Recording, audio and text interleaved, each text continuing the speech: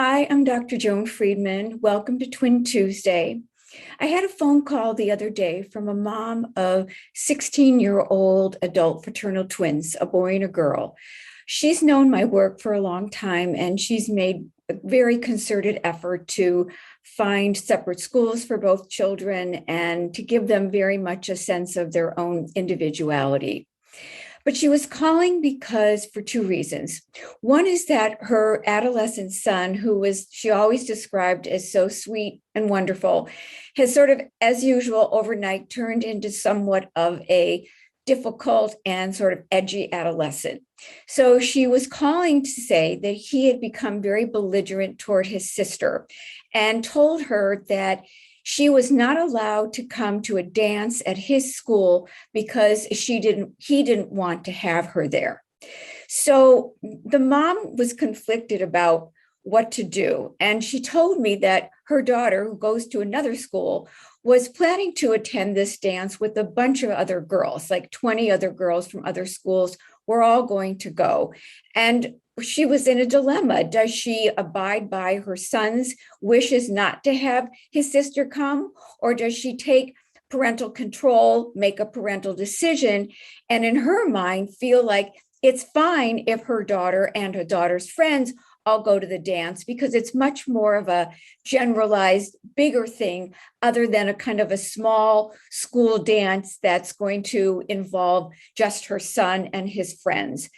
So she was worried about making the wrong decision, even though I said that was absolutely the right decision, because she has to weigh and measure each of these situations according to how it is that they affect her son, how they affect her daughter.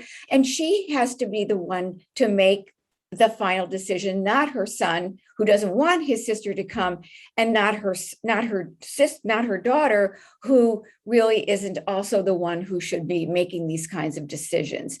And I told her that this is going to be a bigger part of her parenting right now.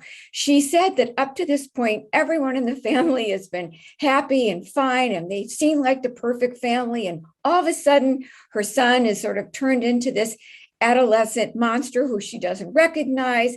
And I said to please try not to personalize all of his behavior, that this is very common and it's actually just an attempt to separate. It's what all children more or less go through to different or lesser degrees.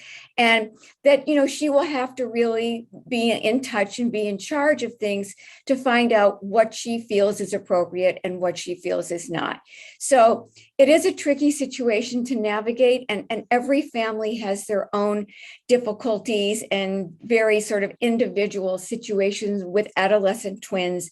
But it is important because it is the step toward separation, which for twins is usually such a delayed process, because not only do they have to separate from their parents, but they have to separate from their twin. So it's not an easy maneuvering.